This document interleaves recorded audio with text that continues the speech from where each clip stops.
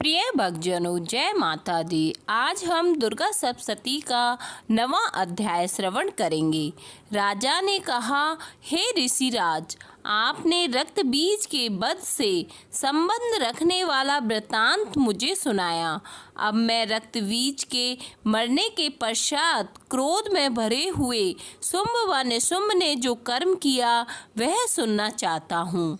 महर्षि मेधा ने कहा, रक्त बीज के मारे जाने पर शुंभ और निशुंभ को बड़ा क्रोध आया और अपनी बहुत बड़ी सेना का इस प्रकार सर्वनाश होते हुए देखकर निशुंभ देवी पर आक्रमण करने के लिए दौड़ा। उसके साथ बहुत से बड़े बड़े असुर देवी को मारने के वास्ते दौड़े और महापराक्रमी शुंभ अपनी सेना सहित चंडिका को मारने के लिए बढ़ा। फिर शुंभ और निशुंभ का देवी से घोर युद्ध होने लगा और वह दोनों असुर इस प्रकार देवी पर बाण फेंकने लगे जैसे मेघों से वर्षा हो रही हो। उन दोनों के चलाए हुए बाणों को देवी ने अपने बाणों से काट डाला और अपने शस्त्रों की वर्षा से उन दोनों दैत्यों को चोट पहुंचाई। निशुंभ ने तीक्ष्ण तलवार और चमकती हुई ढाल देखकर देवी के सिंह पर आक्रमण किया। अपने वाहन को चोट पहुंची देखकर देवी ने अपने क्षुरप्र नामक बाण से निशुंभ की तलवार व ढाल दोनों को ही काट डाला। तलवार और ढाल कट जाने पर निशुंभ ने देवी पर शक्ति से प्रहार किया। देवी ने अपने चक्र से उसके 2 टुकड़े कर दिए। फिर क्या था, दैत्य मारे क्रोध के जल भुन गया और उसने देवी को मारने के लिए उसकी ओर शूल फेंका, किंतु देवी ने अपने मुक्के से उसको चूर चूर कर डाला। फिर उसने देवी पर गदा से प्रहार किया। देवी ने त्रिशूल से गदा को भस्म कर डाला। इसके पश्चात वह फरसा हाथ में लेकर देवी की ओर लपका। देवी ने अपने तीखे बाणों से उसे धरती पर सुला दिया। अपने पराक्रमी भाई निशुंभ के इस प्रकार से मरने पर शुंभ क्रोध में भरकर देवी को मारने के लिए दौड़ा। वह रथ में बैठा हुआ उत्तम आयुधों से सुशोभित अपनी 8 बड़ी बड़ी भुजाओं से सारे आकाश को ढके हुए था। शुंभ को आते देखकर देवी ने अपना शंख बजाया और धनुष की टंकार का भी अत्यंत दुस्सह शब्द किया।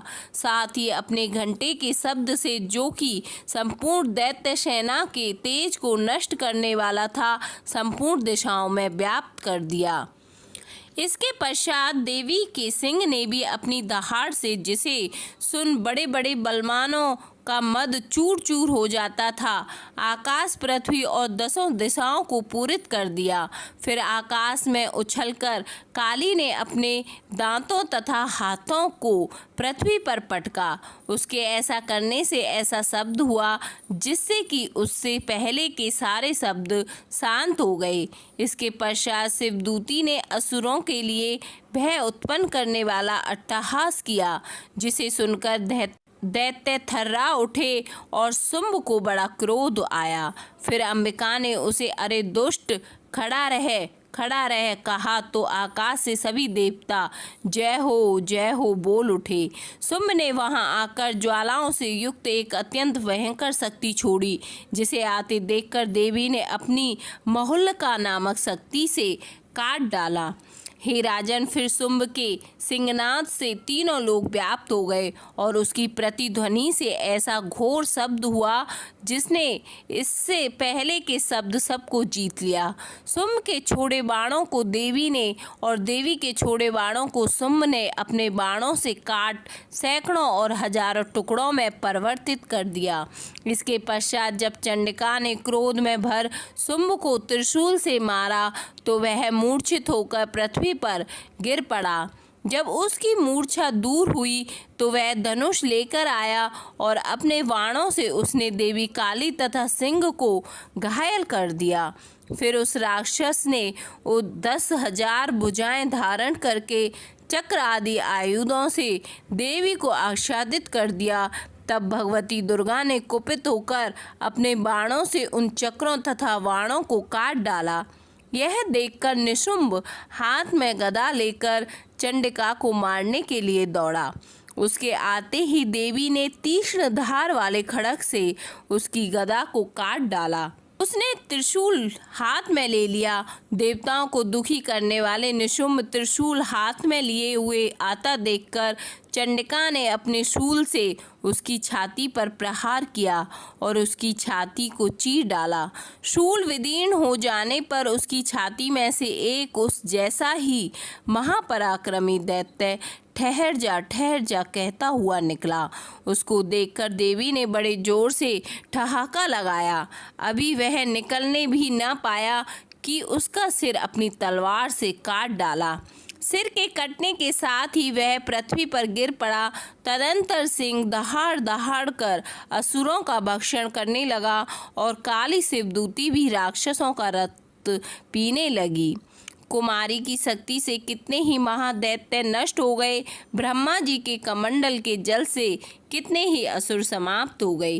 कई दैत्य माहेश्वरी के त्रिशूल से विदीर्ण होकर पृथ्वी पर गिर पड़े और वाराही के प्रहारों से छिन्न भिन्न होकर धराशायी हो गई।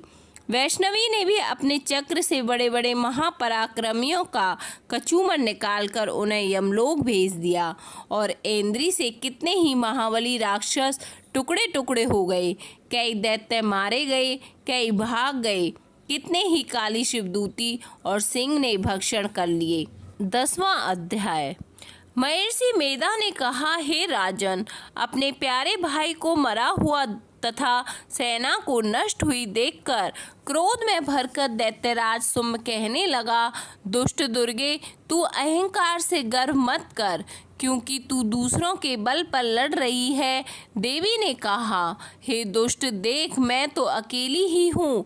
इस संसार में मेरे सिवा दूसरा कौन है? यह सब मेरी शक्तियाँ हैं। यह देख, यह सब की सब मुझ में प्रविष्ट हो रही हैं। इसके पश्चात ब्राह्मणी आदि सब देवियाँ उस देवी के शरीर में लीन हो गईं और देवी अकेली रह गई। तब देवी ने कहा, मैं अपने ऐश्वर्य शक्ति से अनेक रूपों में यहाँ उपस्थित हुई थी। उन सब रूपों को मैंने समेट लिया है। अब अकेली ही यहाँ खड़ी हूँ, तुम भी यहीं ठहरो। महर्षि मेधा ने कहा, तब देवताओं तथा राक्षसों के देखते देखते देवी तथा शुंभ में भयंकर युद्ध होने लगा। अंबिका देवी ने सैकड़ों अस्त्र शस्त्र छोड़े। उधर दैत्यराज ने भी भयंकर अस्त्रों का प्रहार आरंभ कर दिया। देवी के छोड़े हुए सैकड़ों अस्त्रों को दैत्य ने अपने अस्त्रों द्वारा काट डाला। इसी प्रकार शुंभ ने जो अस्त्र छोड़े उनको देवी ने अपनी भयंकर हुंकार के द्वारा ही काट डाला। दैत्य ने जब सैकड़ों बाण छोड़कर देवी को ढक दिया तो क्रोध में भरकर देवी ने अपने बाणों से उसका धनुष नष्ट कर डाला। धनुष कट जाने पर दैत्येंद्र ने शक्ति चलाई, लेकिन देवी ने उसे भी काट कर फेंक दिया। फिर दैत्येंद्र चमकती हुई ढाल लेकर देवी की ओर दौड़ा, किंतु जब वह देवी के समीप पहुंचा तो देवी ने अपने तीक्ष्ण बाणों से उसकी चमकने वाली ढाल को भी काट डाला। फिर दैत्येंद्र का घोड़ा मर गया, रथ टूट गया, सारथी मारा गया। तब वह भयंकर मुग्दर लेकर देवी पर आक्रमण करने के लिए चला, किंतु देवी ने अपने तीक्ष्ण बाणों से उसके मुद्गर को भी काट डाला। इस पर दैत्य ने क्रोध में भरकर देवी की छाती में बड़े जोर से एक मुक्का मारा। दैत्य ने जब देवी को मुक्का मारा तो देवी ने भी उसकी छाती में जोर से एक थप्पड़ मारा। थप्पड़ खाकर पहले तो दैत्य पृथ्वी पर गिर पड़ा, किंतु तुरंत ही वह उठ खड़ा हुआ। फिर वह देवी को पकड़कर आकाश की ओर उछला और वहां जाकर दोनों में युद्ध होने लगा।